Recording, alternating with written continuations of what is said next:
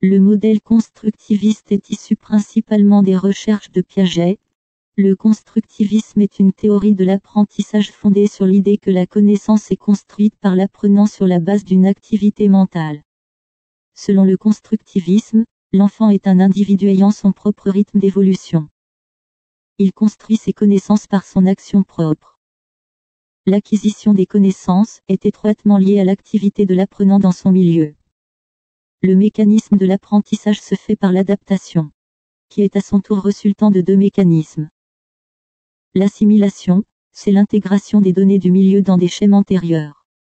L'accommodation, c'est la modification des schèmes du sujet en fonction des données.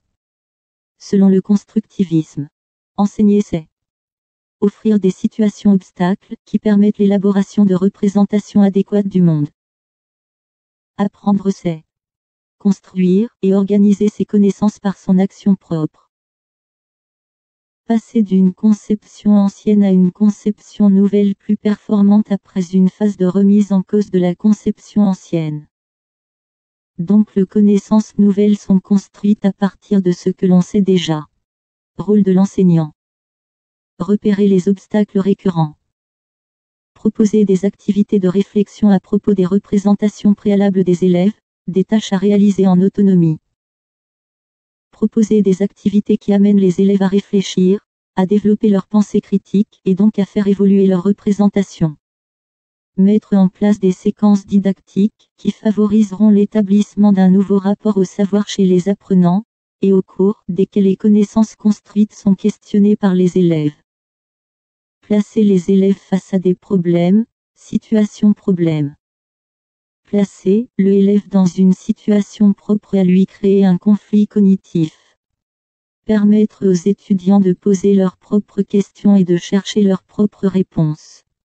Accompagner l'apprenant dans ses tentatives de recherche de solutions sans se substituer à lui en l'aidant ainsi à construire ses nouveaux savoirs.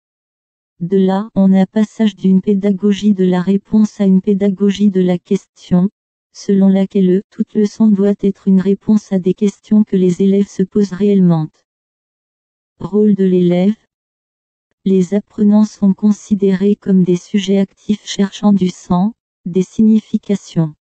Ils doivent s'approprier le problème posé, investir leurs connaissances initiales, faire des liens entre de nouvelles idées et leurs idées existantes. Place de l'erreur. Les erreurs sont révélatrices de conceptions antérieures inadéquates. En ce sens, elles sont constitutives d'apprentissage. Compétences attendues de l'enseignant.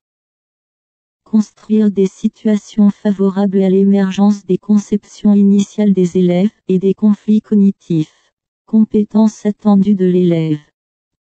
Apprendre par la découverte, l'expérience personnelle, le contact avec le monde et les objets.